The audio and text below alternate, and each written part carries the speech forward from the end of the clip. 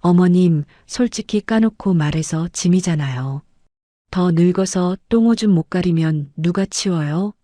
며느리는 식탁 위에 요양원 팜플렛을 던지며 싸늘하게 비웃었습니다. 성훈 씨도 동의한 거예요. 제발 눈치껏 알아서 가세요 좀. 믿었던 아들마저 고개를 돌려버린 그날 밤 그녀의 눈물은 차갑게 식어버렸습니다. 그녀는 짐을 싸는 대신 장롱 깊숙이 숨겨둔 집 문서를 꺼냈습니다. 그래, 내 발로 나가주마. 단 빈털터리로. 가족들이 요양원 입소 준비로 들떠있던 그 시각, 인천항에는 화려한 백고동 소리가 울려 퍼지고 있었습니다. 자식들이 피눈물 흘리며 후회하게 될 통쾌한 복수극. 사연 시작 전 구독, 좋아요와 함께 어디서 듣고 계신지 댓글로 남겨주세요. 반갑게 인사드리고 싶어요. 사연 시작합니다. 달그락거리는 접시 소리만 유난히 크게 들리는 저녁 식사 시간이었습니다. 며느리가 깎은 사과 접시를 식탁 위에 내려놓았습니다. 하지만 제 눈에 들어온 건 사과가 아니었어요.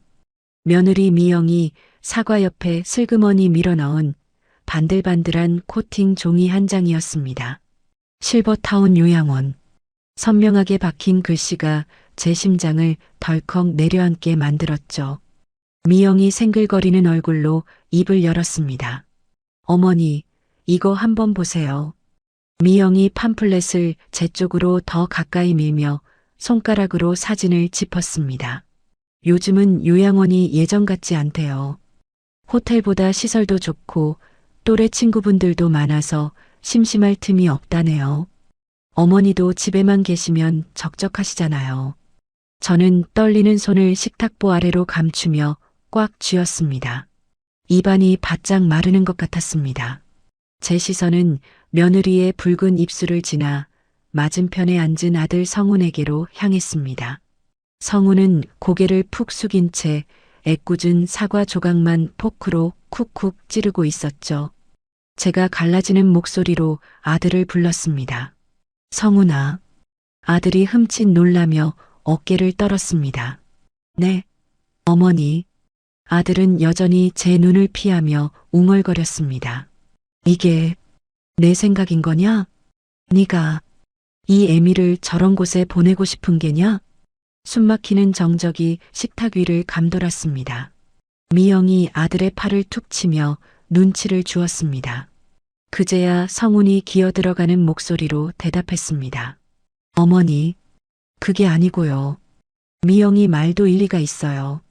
저희도 이제 애들 크고 하면 집도 좁아질 테고 어머니 건강 생각해서 전문가들 있는 곳이 더 낫지 않겠어요? 비겁한 변명이었습니다. 차라리 싫다고 모시기 힘들다고 소리라도 쳤다면 덜 비참했을까요? 평생 시장 바닥에 쭈그리고 앉아 생선 비린내를 뒤집었으며 키운 아들이었습니다. 그 헌신이 고작 이 종이 쪼가리 한 장으로 돌아왔다는 사실에 가슴이 무너져 내렸습니다. 저는 입술을 꾹 깨물며 자리에서 일어났습니다. 생각 좀 해보마. 뒤통수에 대고 미영이 밝은 목소리로 쐐기를 박았습니다. 어머니, 여기 인기가 많아서 자리 금방 차요. 결정 빨리 하셔야 저희도 수속 밟아요. 안방으로 들어와 문을 닫자마자 다리에 힘이 풀려 주저앉고 말았습니다. 컴컴한 방 안에 홀로 앉아 장롱 깊숙한 곳을 뒤졌습니다. 손때 묻은 통장 몇 개와 집 문서는 제 인생의 전부였습니다. 이 집 한 채, 그리고 늙은 몸 하나 건사할 노후 자금. 이걸 다 내어주고 나면 저는 정말 빈 껍데기가 되어 저 차가운 시설에 갇히게 되겠죠. 눈물이 말라버린 줄 알았는데 볼을 타고 뜨거운 것이 흘러내렸습니다. 그날 밤 저는 한숨도 자지 못했습니다. 천장을 바라보며 지난 40년을 곱씹었습니다. 그리고 새벽빛이 창문 틈으로 스며들 때쯤 거울 속에 저를 마주했습니다. 푸석한 얼굴에 흰머리가 가득한 노인 하나가 저를 노려보고 있었죠. 문득 뱃속 깊은 곳에서 서늘한 오기가 치솟았습니다. 이대로 죽을 순 없다. 내가 어떻게 번 돈인데 내 인생을 송두리째 뺏길 순 없어. 저는 눈물을 닦고 옷을 갈아입었습니다. 평소라면 아까워서 입지도 못했을 제일 좋은 옷을 꺼내 입었죠. 날이 밝자마자 저는 동네 부동산이 아닌 신문 광고란을 뒤졌습니다. 당일 현금 매입, 금매 전문. 떨리는 손으로 전화번호를 누르자 걸걸한 목소리의 사내가 전화를 받았습니다. 여보세요? 집을 팔려고 합니다. 지금 당장요. 1시간도 채 되지 않아 덩치 큰 사내 2명이 집으로 들이닥쳤습니다. 그들은 구둣발로 거실을 서성이며 집안을 훑어보았죠. 사내 하나가 혀를 차며 말했습니다. 할머니, 집은 낡았는데 위치는 그나마 괜찮네. 근데 요즘 경기가 안 좋아서 죗값은 못 드려요. 저는 단호하게 말했습니다. 상관없네. 오늘 당장 현금으로 줄 수 있는가? 사내가 계산기를 두드리더니 액수를 불렀습니다. 시세의 70%도 안 되는 헐값이었습니다. 평생을 바쳐 마련한 내 집이 이렇게 후려쳐진다는 게 억울했지만 지금은 돈보다 시간이 더 급했습니다. 계약서 쓰세. 지금 당장 입금해주게. 사내가 의외라는 표정으로 저를 쳐다보며 물었습니다. 할머니, 자제분들하고 상의는 된 겁니까? 나중에 딴소리하면 골치 아픈데. 제가 눈을 부릅뜨고 쏘아붙였습니다. 내 집이야. 내 명의로 된 내 집인데 누가 무슨 상관인가. 제 기세에 눌린 사내가 머리를 극적이며 계약서를 꺼냈습니다. 도장을 찍는 손이 미세하게 떨렸지만 멈추지 않았습니다. 곧이어 휴대전화로 입금 알림 문자가 울렸습니다. 통장에 찍힌 그 숫자가 제게는 자유의 입장권처럼 보였습니다. 사내들이 돌아간 후 저는 곧바로 은행으로 향했습니다. 창구 직원에게 통장을 내밀며 말했습니다. 이 돈 전부 그리고 주식 계좌에 있는 것도 싹 다 팔아서 합쳐줘요. 직원이 눈을 동그랗게 뜨고 되물었습니다. 고객님, 주식은 지금 파시면 손해가 좀 있으신데. 상관없어요. 전부 다 현금으로, 그리고 일부는 달러랑 여행자 수표로 바꿔줘요. 최대한 고액권으로요. 직원은 당황한 기색이 역력했지만 제 완강한 태도에 분주하게 손을 움직였습니다. 한참 뒤 저는 두툼한 봉투를 가방 깊숙이 찔러 넣고 은행을 나왔습니다. 가슴이 쿵쾅거려 터질 것만 같았습니다. 길거리에 서서 심호흡을 한 뒤 주머니에서 휴대전화를 꺼냈습니다. 며느리 미영의 번호를 눌렀습니다. 신호가 몇 번 가기도 전에 미영이 전화를 받았습니다. 목소리에 짜증이 살짝 섞여 있었습니다. 네, 어머니. 무슨 일이세요? 저 지금 친구들 만나러 나왔는데. 저는 침을 꼴깍 삼키고 생애 처음으로 완벽한 연기를 시작했습니다. 목소리를 최대한 차분하게 깔았죠. 미영아, 네가 말한 그곳 말이다. 아무래도 가는 게 좋겠구나. 수화기 너머에서 미영의 목소리가 한 톤 높아졌습니다. 어머, 정말요? 잘 생각하셨어요, 어머니. 제가 바로 원장님께 전화 드려 놓을게요. 이번 주 일요일에 입소 가능하다고 했으니까 그때 모시러 갈게요. 저도 모르게 입꼬리가 비틀려 올라갔습니다. 그래, 고맙다. 짐은 내가 알아서 싸놓으마. 너희는 일요일 아침에 오너라. 네네, 알겠어요, 어머니. 성훈 씨한테도 제가 말해둘게요. 그동안 맛있는 거 많이 드시고 푹 쉬고 계세요. 가식적인 웃음소리가 귓가를 때렸습니다. 전화를 끊자마자 저는 휴대전화를 꽉 쥐었다가 가방에 넣었습니다. 거리의 풍경이 어제와는 다르게 보였습니다. 회색빛이었던 세상이 조금씩 컬러풀하게 변해가는 것 같았죠. 집으로 돌아온 저는 안방 한가운데에 커다란 여행용 가방을 펼쳤습니다. 옷장에서 낡은 몸빼 바지와 늘어난 티셔츠들을 꺼내 바닥에 던졌습니다. 입을 만한 옷을 찾아보았지만 유행 지난 낡은 외출복 몇 벌뿐이었습니다. 이런 걸 입고 가도 되려나. 저는 한숨을 내쉬며 촌스러운 옷가지들을 가방에 구겨 넣었습니다. 선글라스, 그리고 챙이 넓은 모자도 챙겼습니다. 방 구석에 놓인 가족사진 액자가 눈에 들어왔습니다. 의사 가운을 입고 환하게 웃는 아들, 그 옆에서 화사하게 웃는 며느리, 그리고 그 뒤에서 어색하게 웃고 있는 늙은 저. 저는 액자를 들어 잠시 바라보다가 그대로 뒤집어 놓았습니다. 이제 이 집에서의 시간은 끝났습니다. 일요일 아침이 되면 이 집은 텅 비어 있을 겁니다. 그리고 저도 이 세상에서 증발해 버릴 겁니다. 심장이 묘하게 두근거렸습니다. 이것은 두려움일까요? 아니면 설렘일까요? 마지막으로 식탁 위에 올려둘 쪽지를 쓰기 위해 펜을 들었습니다. 종이 위로 펜촉이 사각거리는 소리가 유난히 크게 울렸습니다. 일요일 아침 7시였습니다. 새벽 공기가 유난히 차갑게 느껴졌습니다. 저는 현관문 앞에 서서 신발을 신다 말고 뒤를 돌아보았습니다.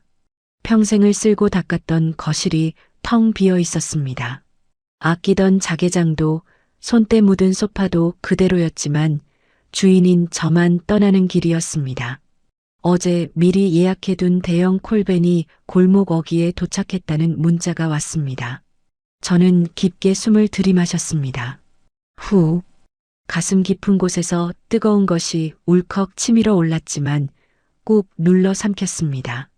식탁 위를 다시 한번 확인했습니다. 껍데기만 남은 통장 뭉치들이 가지런히 놓여 있었습니다. 그리고 그 위에 제가 밤새 고민하며 쓴 쪽지 한 장이 아침 햇살을 받아 서늘하게 빛나고 있었죠. 이 돈은 내 청춘의 값이다. 찾지 마라. 짧은 문장이었지만 그 안에 담긴 제 40년 세월의 무게는 결코 가볍지 않았습니다. 저는 캐리어 손잡이를 꽉 쥐었습니다. 잘 있거라. 지긋지긋한 내 가난도 서름도 다시는 보지 말자. 현관문을 닫는 소리가 쿵 하고 가슴을 때렸습니다. 도어락이 잠기는 소리를 뒤로하고 저는 골목을 빠져나갔습니다. 검은색 대형밴 앞에 서 있던 기사가 짐을 받아 실어주었습니다. 인천항 제1국제여객 터미널 맞으시죠? 네, 맞아요. 최대한 빨리 가주세요. 기사가 백미러로 저를 힐끔거리며 물었습니다. 어르신, 혼자 여행 가시나 봐요? 가족분들은 배웅 안 나오셨어요? 저는 창밖으로 시선을 돌리며 무심하게 대답했습니다. 네, 혼자 갑니다. 가족들은 다 죽었어요. 기사가 당황하며 헛기침을 했습니다. 아이고, 죄송합니다. 제가 쓸데없는 걸 여쭤봤네요. 차는 미끄러지듯 도로를 달리기 시작했습니다. 그때 주머니 속 휴대전화가 요란하게 진동하기 시작했습니다. 며느리. 화면에 뜬 글자를 보자마자 심장이 덜컥 내려앉았습니다. 예상보다 일찍 도착한 모양이었습니다. 진동은 멈추지 않고 계속 울렸습니다. 곧이어 아들이라는 글자도 번갈아 뜨기 시작했습니다. 저는 떨리는 손으로 전화기를 쥐었습니다. 지금쯤 텅 빈 집을 보고 아연실색하고 있을 그들의 얼굴이 눈에 선했습니다. 엄마, 어디 갔어? 어머니, 이게 다 무슨 일이에요? 환청처럼 그들의 비명소리가 귓가에 맴돌았습니다. 저는 전화기 뒷면을 열어 유심칩을 뺐습니다. 손톱만 한 그 칩 하나가 저와 세상, 아니 저와 자식들을 이어주는 유일한 끈이었습니다. 창문을 조금 내렸습니다. 차가운 바람이 훅 끼쳐 들어왔습니다. 저는 망설임 없이 유심칩을 도로 위로 던져버렸습니다. 이제 정말 끝이다. 너희는 너희대로, 나는 나대로 사는 거야. 전화기는 먹통이 되었고 차 안에는 다시 정적만이 흘렀습니다. 1시간쯤 달렸을까 멀리서 바다 냄새가 나기 시작했습니다. 다 왔습니다, 손님. 차 문이 열리고 눈앞에 펼쳐진 광경에 저는 입을 다물지 못했습니다. 세상에, 집채만한, 아니 아파트 단지만 한 거대한 배가 바다 위에 떠 있었습니다. 판타지아호. 금빛으로 적힌 배의 이름이 위압적으로 다가왔습니다. 저 거대한 배가 나를 태우고 떠난다는 사실이 실감 나지 않았습니다. 터미널 안은 여행객들로 북적였습니다. 가족끼리, 연인끼리 온 사람들이 대부분이었습니다. 저는 모자를 푹 눌러쓰고 출국 수속을 밟았습니다. 여권을 내미는 손이 조금 떨렸지만 직원은 기계적으로 도장을 쾅 찍어 주었습니다. 즐거운 여행 되십시오. 그 한마디가 저에게는 입국 허가서가 아닌 해방 선언문처럼 들렸습니다. 트랩을 올라 배에 발을 디디는 순간 다리가 후들거렸습니다. 뒤를 돌아보았습니다. 뿌연 매연과 회색빛 건물들이 가득한 인천 땅. 저곳에 어머니 김말순을 벗어두고 온 기분이었습니다. 어서 오십시오, 고객님. 제복을 입은 승무원들이 환한 미소로 저를 맞이했습니다. 스위트룸 예약하신 김말순 고객님 맞으시죠? 짐은 저희가 객실로 올려드리겠습니다. 이쪽으로 안내해드리겠습니다. 고객님이라는 호칭이 낯설면서도 기분 좋게 귓가를 간지럽혔습니다. 평생 어머니, 아줌마, 할머니로만 불렸던 제가 돈을 내고 대접받는 고객이 된 것입니다. 안내받은 객실 문을 열자마자 탄성이 절로 나왔습니다. 어머나, 통유리창 너머로 푸른 바다가 한눈에 들어왔습니다. 킹사이즈 침대 위에는 웰컴 샴페인과 붉은 장미 한 송이가 놓여 있었습니다. 호텔이라고는 아들 신혼여행 때 공항까지 배웅 가서 잠깐 로비만 구경한 게 다였는데 내 돈으로 이런 호사를 누릴 수 있다는 게 믿기지 않았습니다. 저는 침대에 걸터 앉아 샴페인 병을 만지작거렸습니다. 차가운 유리의 감촉이 생생했습니다. 이게 꿈은 아니겠지? 볼을 꼬집어 보니 아릿한 통증이 느껴졌습니다. 그때 백고동 소리가 웅장하게 울려 퍼졌습니다. 배가 서서히 움직이기 시작했습니다. 바닥에서 미세한 진동이 전해져 왔습니다. 저는 벌떡 일어나 테라스로 나갔습니다. 멀어지는 육지를 바라보며 지금쯤 난리가 났을 집안 풍경을 상상했습니다. 성훈이는 머리를 감싸 쥐고 주저앉아 있을 테고 미영이는 꽥꽥 소리를 지르며 경찰에 신고안에 만회하고 있겠죠. 꼴 좋다. 어디 한번 실컷 찾아봐라. 내가 어디 있는지 꿈에도 모를 테니까. 통쾌함이 가슴 밑바닥에서부터 차올랐습니다. 웃음이 터져 나왔습니다. 하하, 하하하. 처음엔 헛웃음 같았지만 갈수록 소리가 커졌습니다. 눈물이 찔끔 날 정도로 웃고 또 웃었습니다. 지나가는 갈매기들이 놀라서 쳐다볼 정도로 목청껏 웃었습니다. 그래, 이게 사는 거지. 나도 이제 내 맘대로 살 거야. 저는 떨리는 손으로 샴페인 마개를 땄습니다. 펑 하는 경쾌한 소리와 함께 하얀 거품이 솟아올랐습니다. 잔에 따를 겨를도 없이 병째로 입에 댔습니다. 톡 쏘는 탄산과 달콤한 술이 목구멍을 타고 넘어갔습니다. 캬, 술맛 한번 좋네. 김말순 축하한다. 내 인생의 새로운 시작을 위하여. 혼자서 허공에 건배를 했습니다. 바닷바람이 제 흰머리를 헝클어뜨렸지만 상관없었습니다. 배가 공해상으로 진입했는지 휴대전화의 안테나 표시가 완전히 사라졌습니다. 서비스 불가. 그 글자가 저에게는 자유 가능이라는 말로 보였습니다. 저는 안도감에 긴장이 풀려 소파에 깊숙이 몸을 묻었습니다. 스르르 눈이 감겼습니다. 잠시 후 저는 옷을 갈아입기 위해 전신 거울 앞에 섰습니다.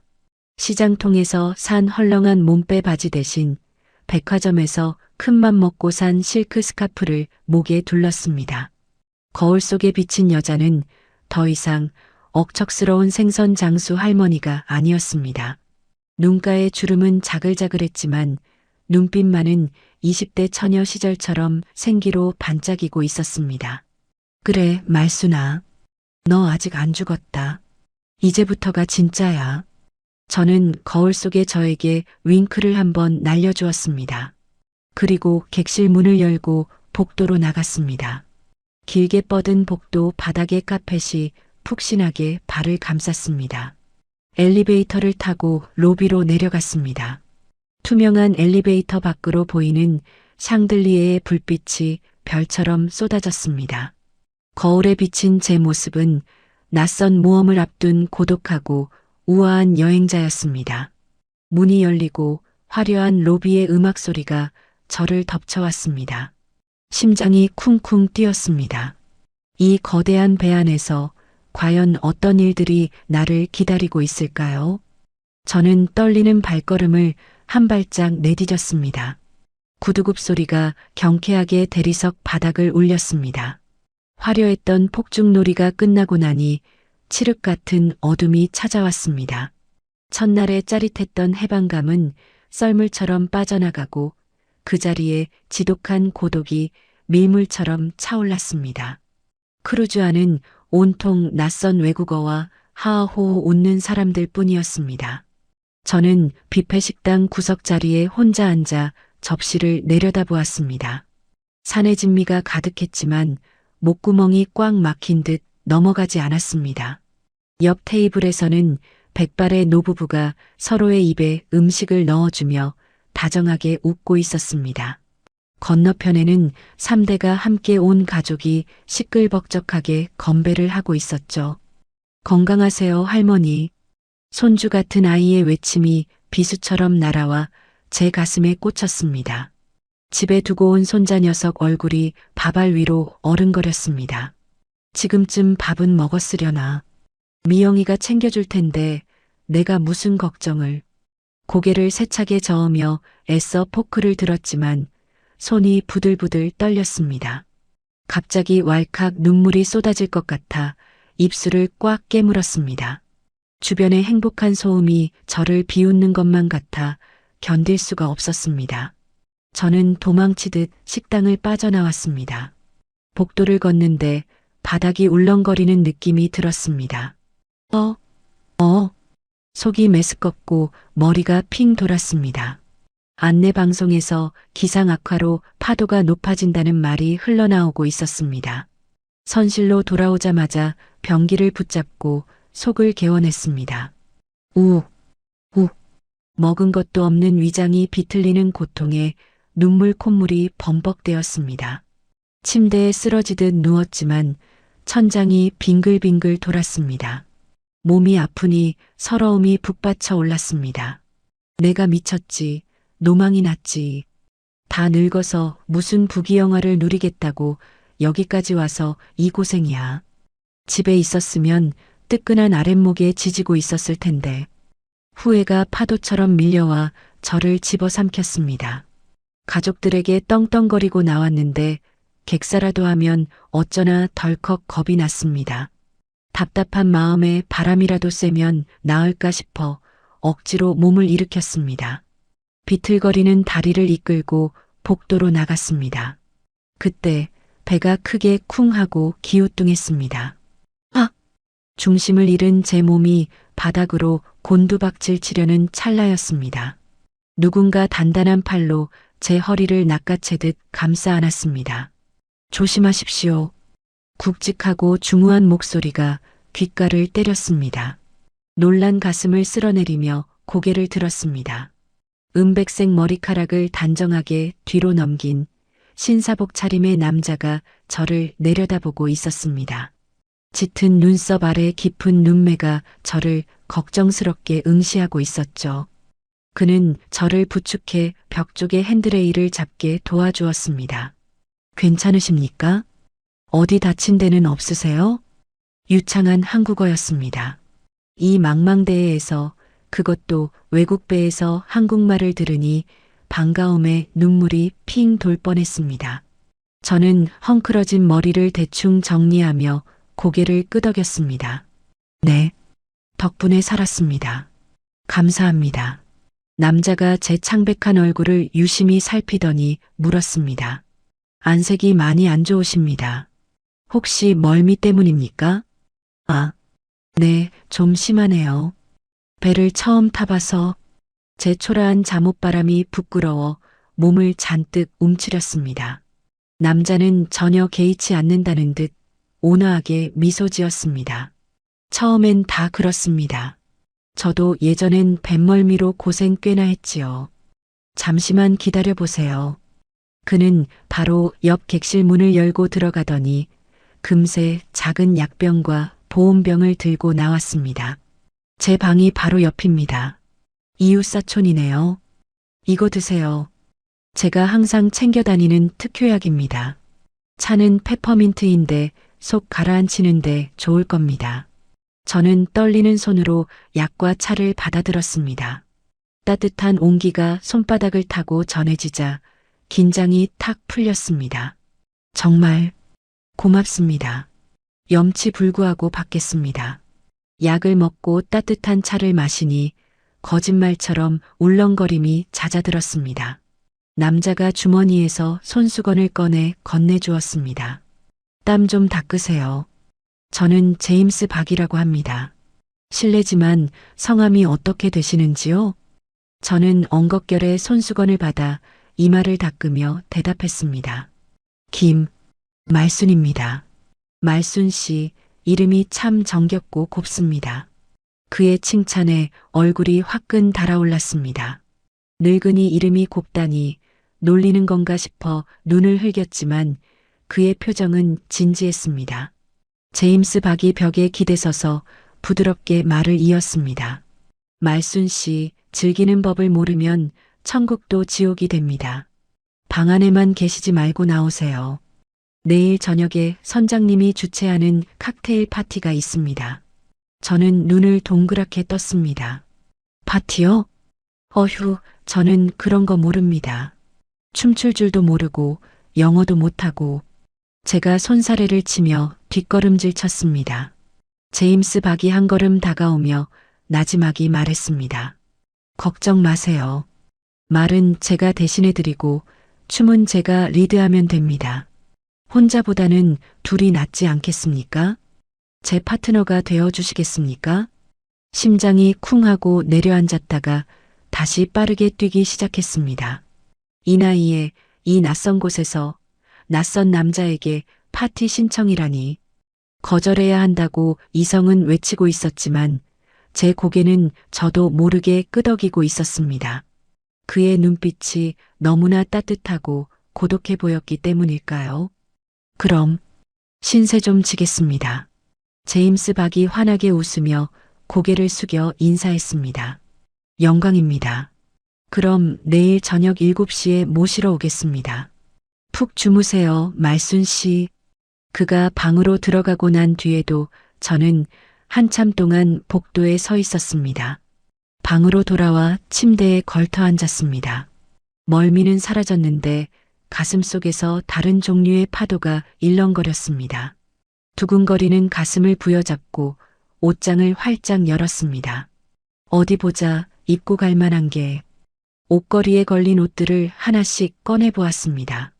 나머지는 죄다 편하게 입으려고 챙겨온 알록달록한 등산복과 몸빼 바지뿐이었습니다. 아이고 세상에. 이런 걸 입고 어떻게 파티를 가? 남들은 드레스 입고 난리 날 텐데. 저는 등산복 바지를 침대 위에 내동댕이 쳤습니다. 거울 속에 비친 제 모습이 다시금 초라한 시골 할머니로 보였습니다. 망했다. 주제넘게 무슨 파티야. 기대감은 순식간에 절망감으로 바뀌었습니다. 화려한 파티장에서 등산복을 입고 서 있을 제 모습을 상상하니 얼굴이 화끈거려 견딜 수가 없었습니다. 그렇다고 이제 와서 못 간다고 할 수도 없고 저는 머리를 감싸 쥐고 침대로 쓰러졌습니다. 제임스 박의 그 젠틀한 미소가 자꾸만 눈앞에 아른거려 잠이 올 것 같지 않았습니다. 창밖에는 여전히 검은 파도가 넘실대고 있었지만 제 마음속 폭풍우보다는 잠잠해 보였습니다. 다음 날 오후 저는 선실에서 꼼짝하지 못하고 있었습니다. 파티에 입고 갈 옷이 없다는 사실 때문에 초대한 제임스 박에게 미안하면서도 부끄러웠습니다. 어젯밤 파티 초대를 수락한 것을 후회하고 있었죠. 못 간다고 연락해야 하나? 혹시 노인네가 주제도 모르고 착각했다고 비웃으면 어떡하지? 노크 소리가 문을 두드렸습니다. 저는 침대에서 벌떡 일어났습니다. 시간을 보니 오후 3시였습니다. 제임스 박은 분명 저녁 7시에 오겠다고 했는데 웬일일까요? 혹시나 하는 마음에 떨리는 손으로 문을 열었습니다. 제임스 박이 멋진 회색 정장 차림으로 문 앞에 서 있었습니다. 그의 손에는 쇼핑백 하나가 들려 있었습니다. 말순 씨 안에서만 계시기에 걱정되어 와봤습니다. 그가 쇼핑백을 제게 내밀었습니다. 이게 뭔지.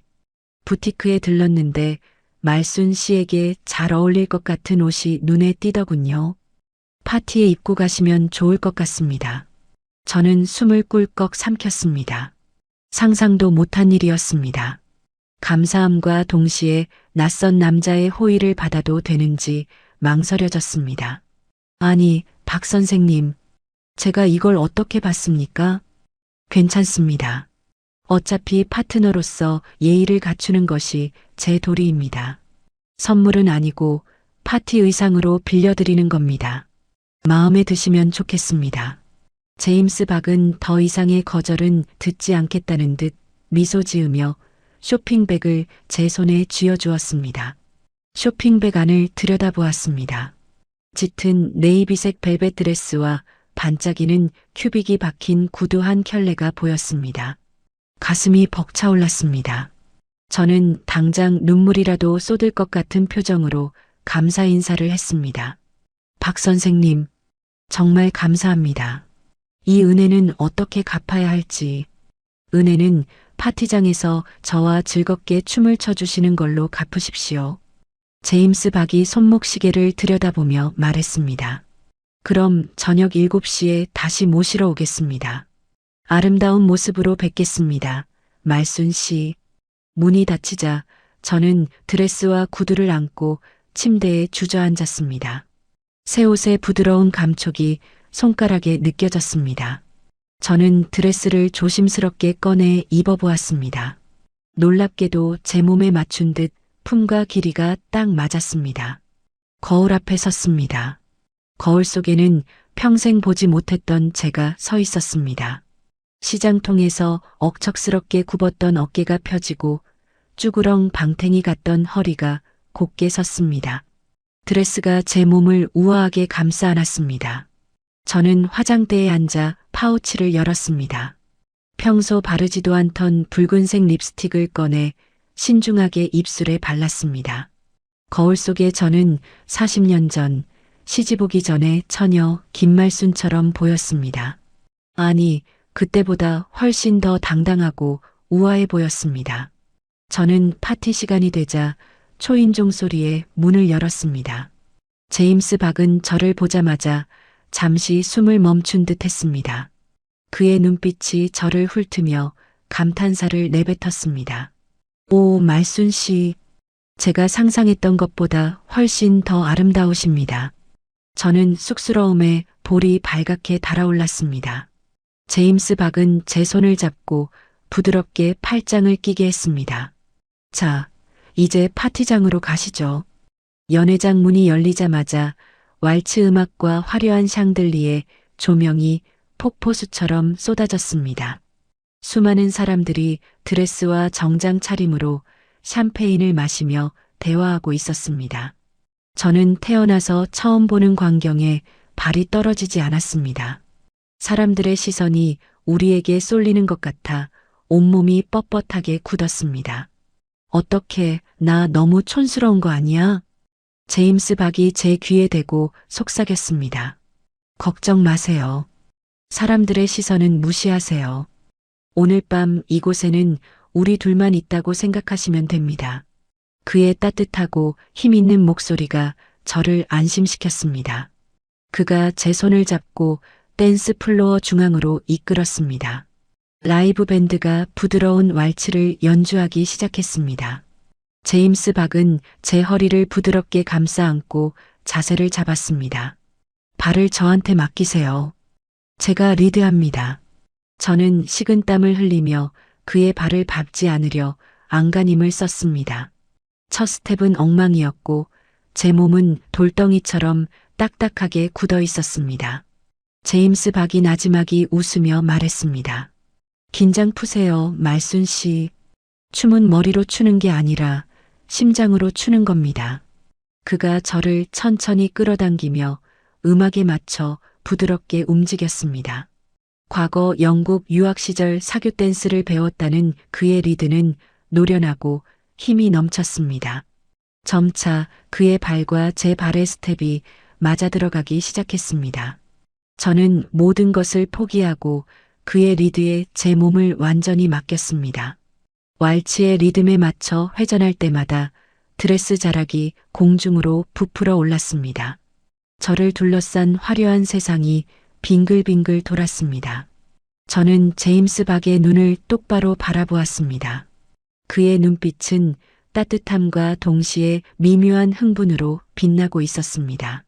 춤을 추는 동안 저는 온몸에 굳은 살이 떨어져 나가는 것 같았습니다. 굳어있던 심장이 다시 뜨거운 피를 뿜어내며 쿵쾅거렸습니다.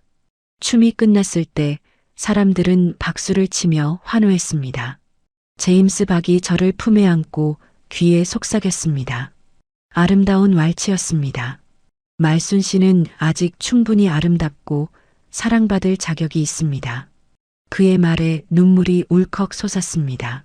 저는 눈물을 훔치며 그의 어깨에 기대어 고개를 끄덕였습니다. 고맙습니다. 박 선생님, 이런 기분은 평생 처음 느껴봅니다. 그의 품속에서 저는 누군가의 어머니도 아내도 아닌 오롯이 김말순이라는 한 명의 여자로 다시 태어나는 듯 했습니다. 저는 이대로 주저앉고 싶지 않았습니다. 내 남은 인생은 이 춤처럼 우아하고 이 음악처럼 아름답기를 바랐습니다. 제임스 박과 저는 샴페인을 마시며 서로의 인생 이야기를 밤새도록 나누었습니다. 그는 사별한 아내를 잊지 못해 세계를 떠도는 고독한 여행자였습니다. 저 또한 헌신을 배신으로 돌려받고 도망쳐 나온 여자였습니다. 묘한 동질감과 함께 운명적인 끌림이 우리 사이를 감돌았습니다. 밤늦도록 대화를 나누고 선실로 돌아왔을 때 저는 더 이상 외롭지 않았습니다. 창밖의 검은 바다를 보아도 무섭지 않았습니다. 내일은 또 어떤 새로운 일이 저를 기다리고 있을까요? 저는 가슴을 설레며 침대에 누웠습니다. 드레스는 고이 옷걸이에 걸어두었습니다. 여행의 하이라이트인가면 무도회의 밤이 밝았습니다. 저는 제임스 박이 골라준 화려한 깃털 가면을 얼굴에 썼습니다. 거울 속의 여자는 더 이상 주름진 노인이 아니었습니다. 신비로운 은색 가면, 뒤로 반짝이는 눈동자는 흡사 여전사의 것과 같았습니다. 오늘 밤을 위해 준비한 붉은색 드레스 자락이 발목을 스치며 사락거렸습니다. 제임스 박이 턱시도 차림으로 제게 팔을 내밀었습니다. 말순 씨, 오늘 밤의 주인공은 당신입니다. 가시죠, 여왕님. 우리는 당당하게 연회장의 붉은 카펫을 밟았습니다.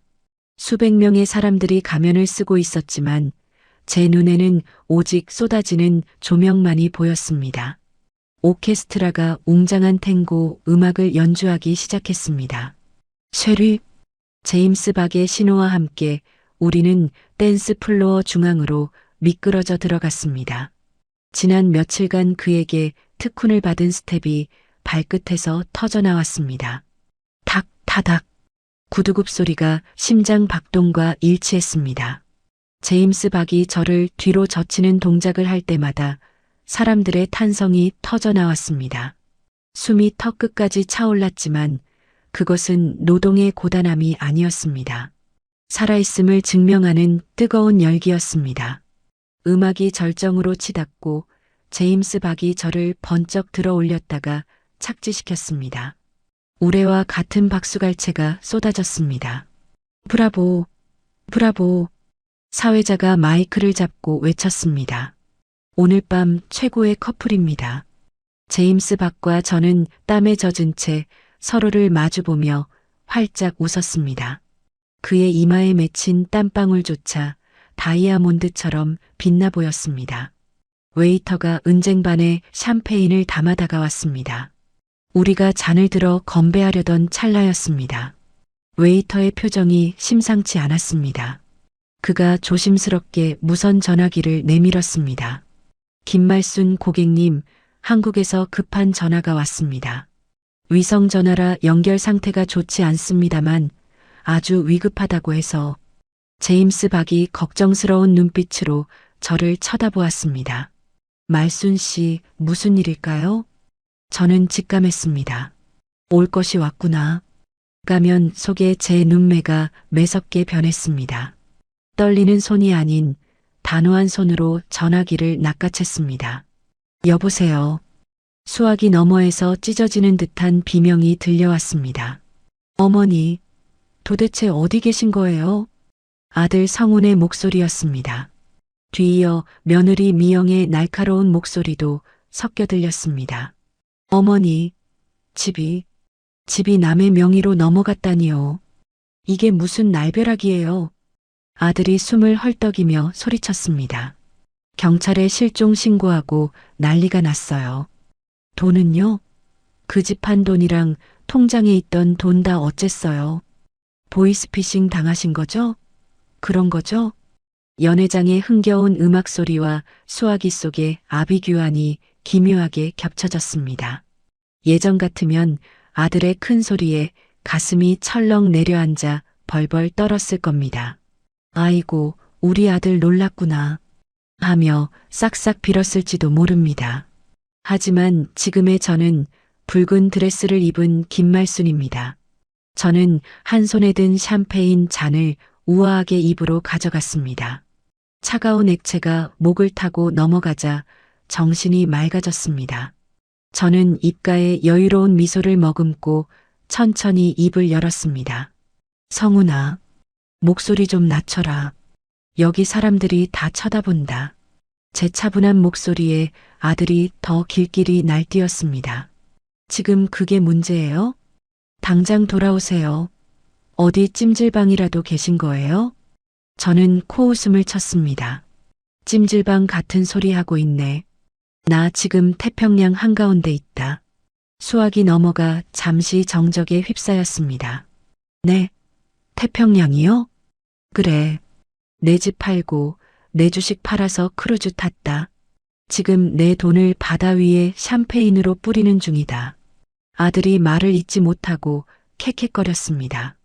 옆에서 듣고 있던 미영이 수화기를 뺏은 듯 소리쳤습니다. 어머니, 노망 나셨어요? 그 돈이 어떤 돈인데 흥청망청 쓰세요. 그거 저희 아파트 대출금 갚을 돈이잖아요. 며느리의 본심이 튀어나오자 저는 오히려 속이 시원해졌습니다. 그래, 노망 났다. 평생 너희 뒷바라지하느라 미친년처럼 살았으니 이제 진짜 미쳐서 살아보려고 한다. 내 돈이다. 내 피고 내 땀이고 내 청춘값이야. 단 10원 한 장도 너희한테 안 남길 거니까 꿈 깨라. 미영이 악을 쓰며 소리 질렀습니다. 어머니, 당장 한국 들어오세요. 저희가 모시러 갈 테니까 위치 찍으세요. 저는 가면을 고쳤으며 댄스 플로어의 열기 속으로 시선을 돌렸습니다. 제임스 박이 저를 기다리며 서 있었습니다. 저 남자의 따뜻한 손길이 저들의 탐욕스러운 목소리보다 100배는 더 가치 있었습니다. 싫다. 난 지금 내 인생 즐기느라 아주 바쁘다. 너희들은 너희끼리 지지고 볶든 요양원을 가든 알아서 해라. 아들이 다시 전화를 빼서 애원했습니다. 엄마 제발. 저는 더 이상 들을 가치도 없다는 듯 단호하게 쏘아붙였습니다. 다신 전화하지 마라. 한 번만 더 전화하면 그땐 유산이고 뭐고 전 재산 기부해버릴 테니까. 저는 대답도 듣지 않고 종료 버튼을 꾹 눌렀습니다. 전화가 끊어지는 날카로운 소리와 함께 세상에서 가장 시끄러운 소음이 사라졌습니다. 저는 웨이터에게 전화기를 던지듯 돌려주었습니다. 가져가요. 다시는 연결하지 마세요. 심장이 터질 듯 쿵쾅거렸지만 그것은 두려움이 아니었습니다. 10년 묵은 체증이 쑥 내려가는 듯한 짜릿한 해방감이었습니다. 저는 남은 샴페인을 단숨에 들이켰습니다. 빈 잔을 테이블에 내려놓는 소리가 경쾌하게 울렸습니다. 제임스 박이 다가와 제 어깨를 감싸쥐었습니다. 말순 씨, 괜찮으십니까? 저는 그를 올려다보며 환하게 웃었습니다. 가면 밖으로 드러난 제 입술이 붉게 호선을 그렸습니다. 네, 아주 좋습니다. 이제야 진짜로 자유가 된 기분이에요. 방금 제 인생의 닻을 올렸거든요. 제임스 박이 안도하며 미소 지었습니다. 그럼 다시 춤추러 가실까요? 저 음악이 끝나기 전에 말입니다. 저는 그의 손을 잡았습니다. 좋아요. 밤새도록 쳐요. 우리는 다시 댄스 플로어의 인파 속으로 뛰어들었습니다. 머리 위로 오색 찬란한 색종이 조각이 눈처럼 쏟아져 내렸습니다. 사람들의 환호성과 음악 소리가 제 귓가에서 폭죽처럼 터졌습니다. 저는 두 팔을 벌려 그 환희를 온몸으로 받아냈습니다. 빙글빙글 도는 세상 속에서 오직 저만이 중심이었습니다. 이 순간만큼은 누구의 엄마도 누구의 시어머니도 아니었습니다. 나는 김말순이다. 나는 살아있다. 제 발끝에서 시작된 전율이 머리끝까지 차올랐습니다. 오늘 밤 저는 제 인생이라는 무대의 진정한 주인공이 되었습니다. 여운이 채 가시지 않은 다음 날 아침이었습니다. 저는 상쾌하게 일어나려 했지만 온몸이 천근만근처럼 무거웠습니다. 갑자기 가슴을 짓누르는 묵직한 통증이 느껴졌습니다. 누군가 제 심장을 강하게 움켜쥐는 것 같았습니다. 숨이 막혀와 저는 침대 시트를 꽉 움켜쥐었습니다. 콜록, 콜록. 극심한 공포가 저를 덮쳤습니다. 이대로 죽는 건가? 어제 너무 무리했나 보다. 저는 떨리는 손으로 간신히 전화기를 집어들었습니다. 프런트로 전화를 걸어 도움을 요청했습니다. 곧이어 객실 문이 열리고 의료진들이 급하게 들어왔습니다. 저는 간이 침대에 실려 선내 의무실로 옮겨졌습니다. 낯선 의료기구들과 차가운 조명 아래서 저는 온갖 검사를 받았습니다. 죽음의 문턱을 엿보는 것 같아 공포에 질렸습니다. 다행히 의사는 과로와 흥분으로 인한 일시적인 부정맥이라고 진단했습니다. 심각한 상태는 아니지만 며칠간은 절대 안정을 취하셔야 합니다. 흥분하거나 무리하시면 위험할 수 있습니다. 의사의 설명을 듣고 나서야 겨우 안도의 한숨을 내쉬었습니다. 치료가 끝난 후 데스크 직원이 계산서 한 장을 내밀었습니다. 수백만 원에 달하는 거액이었습니다. 해외 의료 서비스라 비용이 좀 높습니다. 저는 당황했지만 가방에서 신용카드를 꺼내 당당하게 내밀었습니다. 여기요. 직원이 카드를 받아 단말기에 긁었습니다. 단말기에서 경고음이 울렸습니다. 화면에 붉은 글씨가 뜨는 것을 보았습니다. 거래 정지. 저는 눈을 비비며 다시 보았습니다. 뭐라고요? 이게 왜 안 돼요? 직원은 난처한 표정을 지으며 카드를 돌려주었습니다. 고객님, 죄송합니다. 한국 법원에서 지급 정지 명령이 내려왔습니다. 저는 수화기를 든 듯 귀를 의심했습니다. 법원? 무슨 소리야? 직원이 조심스럽게 설명했습니다. 고객님의 아드님께서 법원에 성년후견 개시 심판을 청구하셨습니다. 고객님을 치매 의심 환자로 판단하여 모든 재산권 행사를 임시로 정지한다는 가처분 명령이 내려왔습니다. 제 머리가 텅 비는 것 같았습니다. 성년후견 개시 심판. 그것은 법적으로 저를 금치산자와 다름없는 존재로 만드는 절차였습니다. 말도 안 돼. 저는 벌떡 일어나 책상을 쳤습니다. 내가 멀쩡하게 살아있는데, 내가 지금 여기서 춤을 추고 왔는데, 누가 나를 치매 환자로 만들어. 직원은 고개를 숙이며 웅얼거렸습니다. 제출된 서류에 담당 의사의 진단 소견서가 첨부되었다고 합니다. 의사 아들 성훈이었습니다. 성훈이가 자신의 직업적 권위를 악용하여 저를 세상에서 지워버리려 한 것이었습니다. 단순한 돈 싸움이 아니었습니다. 이것은 저를 정신병자로 낙인 찍어 영원히 세상에 발붙이지 못하게 하려는 잔인하고 치밀한 계획이었습니다. 나를 영영 감금하려 했구나. 손발이 차가워지고 온몸의 피가 식는 듯 했습니다. 제 생명을 앗아간 것은 심장병이 아니라 아들의 배신이었습니다. 비용을 결제하지 못하면 어떻게 되는 거죠? 제가 간신히 목소리를 짜내어 물었습니다. 직원은 곤란한 표정으로 대답했습니다. 다음 기양지에서 강제하선 조치가 취해집니다. 영사관을 통해 한국으로 송환되실 겁니다. 한국으로 돌아가면 성훈이가 신청한 요양원이나 정신병원에 강제 입원될 것입니다. 저는 눈앞이 캄캄해졌습니다. 저는 다시 도망자가 된 것도 모자라 이제는 법적으로 재산권도 없는 미아가 된 것입니다. 저는 그 길로 제임스 박을 찾아 헤맸습니다. 어젯밤 그렇게 저를 사랑스럽게 바라보던 그는 어디에도 없었습니다. 객실에도 라운지에도 댄스 플로어에도 제임스 박의 모습은 보이지 않았습니다. 나를 버린 건가? 어쩌면 처음부터 내가 돈이 많은 줄 알고 접근한 사기꾼이었을까? 절망이 파도처럼 밀려와 저를 덮쳤습니다. 저는 의무실 구석에 주저앉아 하염없이 눈물을 흘렸습니다. 더 이상 제 편은 아무도 없었습니다. 하선 시간이 다가오자 거구의 보안 요원 2명이 의무실 문 앞에 나타났습니다. 김말순 씨, 이제 가셔야 합니다. 요원들이 저를 향해 성큼성큼 다가왔습니다. 제 목덜미를 잡고 강제로 끌고 갈 것만 같았습니다. 저는 눈을 질끈 감고 마지막 저항을 준비했습니다. 바로 그때 의무실 문이 쾅 하고 다시 한번 열렸습니다.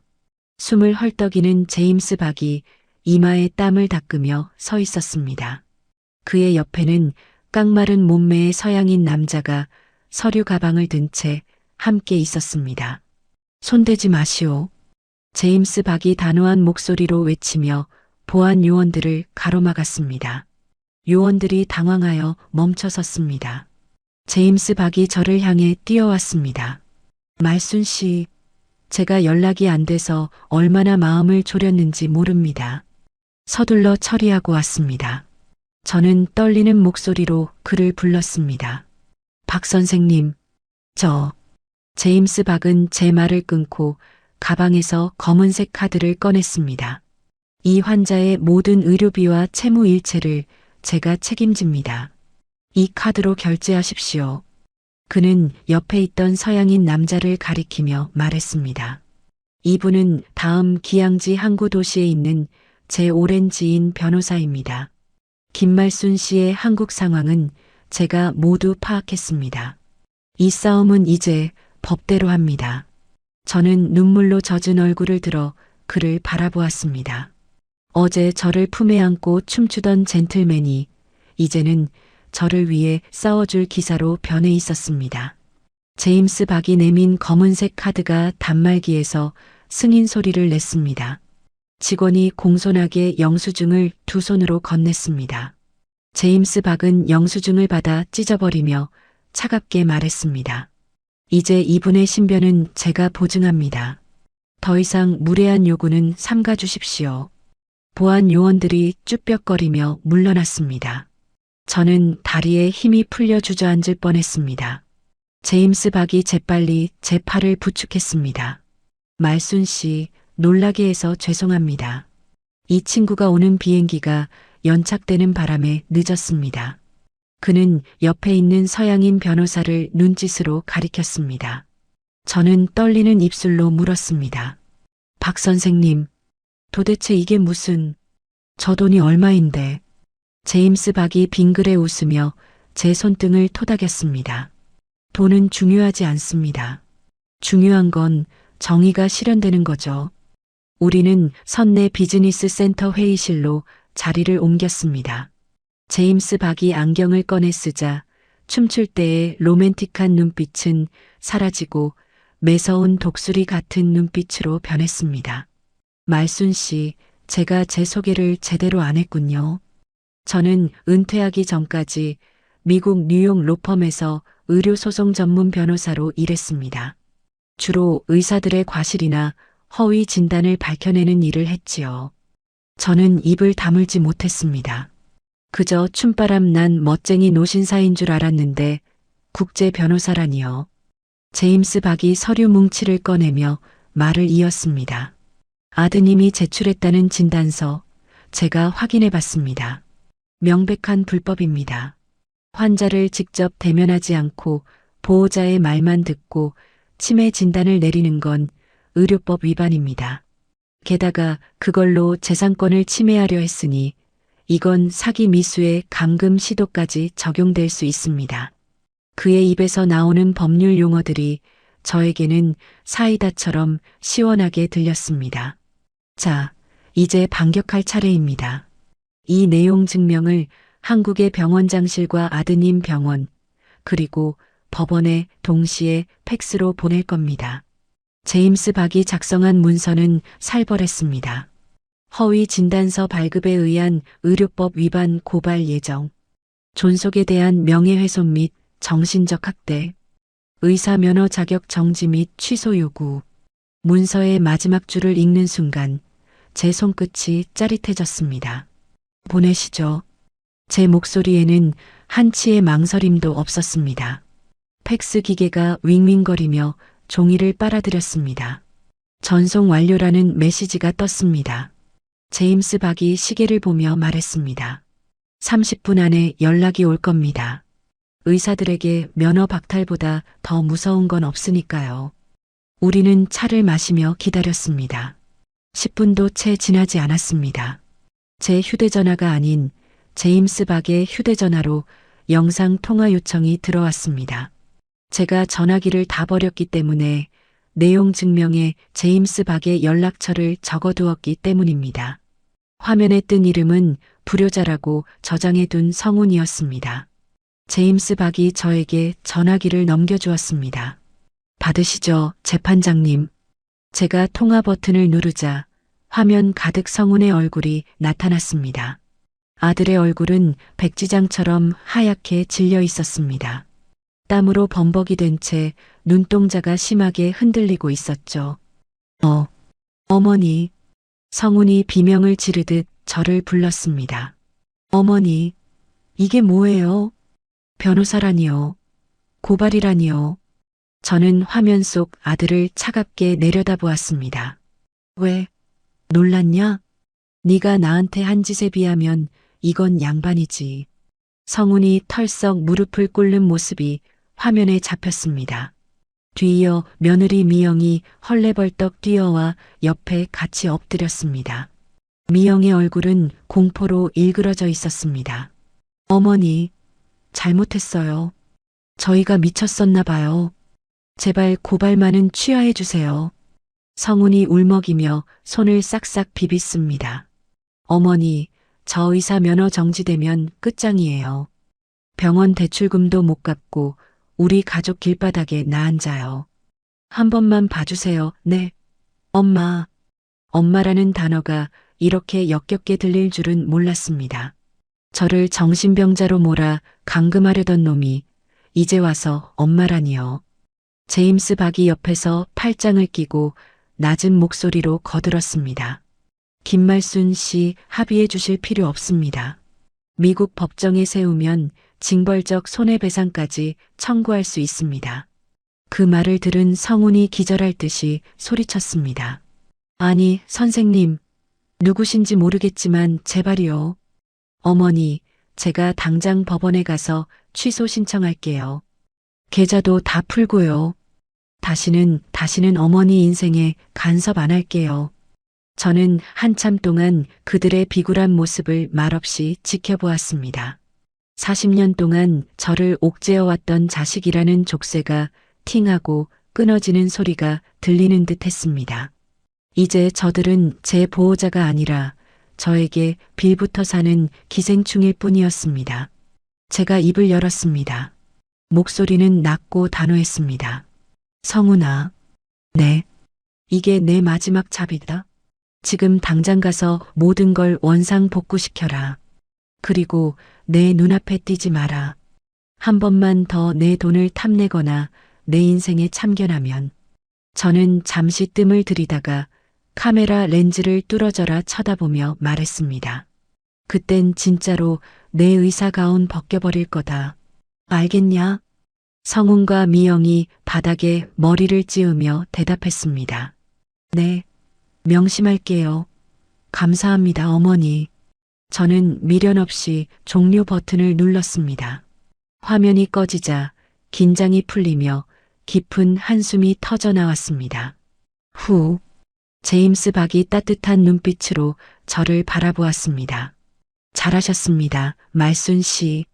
아주 훌륭한 판결이었습니다.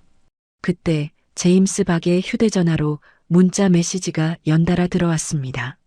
법원에서 온 가처분 신청 취하 안내 문자였습니다. 이어 은행에서도 계좌가 정상화되었다는 알림이 도착했습니다. 문자를 확인한 순간 눈물이 핑 돌았습니다. 돈 때문이 아니었습니다.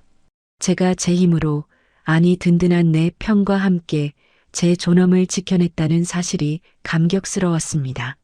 저는 제임스 박을 마주 보았습니다. 박 선생님, 정말 고맙습니다. 선생님 아니었으면 저는 말이 잊지 못하고 울먹이자 제임스 박이 다가와 저를 살포시 안아주었습니다. 그의 넓은 품에서 낯선 남자의 향기가 아닌 든든한 나무의 향기가 났습니다. 울지 마세요, 말순 씨. 당신은 이제 자유입니다. 이 넓은 바다처럼 어디든 갈 수 있습니다. 저는 그의 어깨에 얼굴을 묻고 고개를 끄덕였습니다. 창밖으로 보이는 바다가 더 이상 두려운 감옥이 아니었습니다. 그것은 저를 어디로든 데려다줄 넓은 길이었습니다. 우리는 센터를 나와 갑판으로 향했습니다. 시원한 바닷바람이 젖은 눈가를 말려주었습니다. 제임스 박이 수평선을 가리키며 물었습니다. 이제 어디로 가고 싶으십니까? 세계 일주가 끝나면 저와 함께 또 다른 여행을 떠나시겠습니까? 저는 그를 올려다보며 환하게 웃었습니다. 40년 전의 수줍은 처녀가 아닌 인생의 쓴맛 단맛 다 본 당당한 여자의 미소였습니다. 좋아요. 어디든 가요. 내 가방은 언제든 싸져 있으니까요. 우리는 손을 잡고 뱃머리를 향해 걸어갔습니다. 저 멀리 보이는 수평선 너머로 붉은 태양이 힘차게 솟아오르고 있었습니다. 제 인생의 두 번째 태양이었습니다. 꿈 같았던 크루즈 여행이 끝나고 배는 다시 인천항의 닻을 내렸습니다. 트랩을 내려오는 제 발걸음은 떠날 때와는 비교도 안 될 만큼 당당했습니다. 입국장 문이 열리자 수많은 인파가 쏟아져 나왔습니다. 저 멀리 낯익은 두 사람이 보였습니다. 아들 성훈과 며느리 미영이었습니다. 그들의 몰골은 말이 아니었습니다. 성훈은 수염이 덥수룩했고 늘 꼿꼿하던 미영의 어깨는 축 처져 있었습니다. 그들은 제 얼굴을 보자마자 좀비처럼 달려들었습니다. 성훈이 품에 안고 있던 커다란 꽃다발을 내밀었습니다. 꽃잎이 다 시들어 빠진 급조한 티가 나는 꽃다발이었습니다. 어머니, 오시느라 고생 많으셨죠? 성훈의 목소리가 염소처럼 떨렸습니다. 미영이 제 팔을 잡으려 하며 억지 미소를 지었습니다. 어머니, 얼굴이 정말 좋아지셨네요. 저희가 차 대기시켜놨어요. 얼른 집으로 가셔요. 제가 보양식 끓여놨어요. 저는 미영의 손을 매몰차게 뿌리쳤습니다. 집? 누구 집 말하는 거냐? 내 집은 내가 팔았고 너희 집은 너희 집일 뿐이다. 성훈이 당황하며 땀을 뻘뻘 흘렸습니다. 어머니, 왜 이러세요? 지난번 일은 저희가 진짜 잘못했어요. 저희가 잘 모실게요. 네. 이제 어머니 가실 데도 없잖아요. 저는 코웃음을 쳤습니다. 갈 데가 왜 없니? 세상이 이렇게 넓은데. 그때 입국장 밖 도로에 육중한 검은색 세단 한 대가 미끄러지듯 멈춰 섰습니다. 운전석에서 제복을 입은 기사가 내려 뒷문을 열었습니다. 그리고 조수석에서 선글라스를 쓴 제임스 박이 내려 저에게 다가왔습니다. 그는 자식들은 본체만체하고 저에게 정중하게 손을 내밀었습니다. 말순 씨, 차 준비됐습니다. 가시죠. 성훈과 미영의 눈이 휘둥그레졌습니다. 누구세요? 어머니, 이분은 누구신데? 저는 제임스 박의 팔짱을 끼며 보란 듯이 말했습니다. 내 파트너다. 그리고 내 법적 대리인이기도 하고. 더 할 말 있냐? 아들은 입을 뻐끔거리며 아무 말도 못했습니다. 저는 그들을 투명 인간 취급하며 차 쪽으로 걸어갔습니다. 기사가 열어준 문으로 들어가기 직전 저는 마지막으로 뒤를 돌아보았습니다. 망부석처럼 서 있는 아들 내외의 모습이 이제는 애처롭지도 밉지도 않았습니다. 그저 내 인생의 한 페이지를 장식했던 이제는 지나간 조연들처럼 느껴졌습니다. 성훈아. 네. 어머니. 아들이 희망을 품고 대답했습니다. 열심히 살아라. 단 내 힘으로. 내 유산은 기대하지 마라. 난 다 쓰고 죽을 거니까. 탕. 차 문이 닫히는 소리가 경쾌하게 울렸습니다. 차가 부드럽게 출발하자 백미러 속에서 멀어지는 자식들의 모습이 점 하나로 작아졌습니다. 옆에 앉은 제임스 박이 제 손을 따뜻하게 감싸주었습니다. 후회하지 않으시겠습니까? 저는 창밖으로 스쳐 지나가는 인천의 풍경을 바라보며 대답했습니다. 후회라니요. 지금 내 인생에서 가장 속 시원한 순간인데요. 우리는 한참을 달려 경기도 외곽의 한적한 타운하우스 단지에 도착했습니다. 제임스 박과 제가 함께 알아본 우리의 새로운 보금자리였습니다. 넓은 마당에는 텃밭이 있고 거실 통창으로는 산이 보이는 아름다운 집이었습니다. 여기가 우리 집입니다. 말순 씨. 우리 집. 그 단어가 이렇게 달콤하게 들릴 줄은 몰랐습니다. 그날부터 제 인생 2막이 시작되었습니다.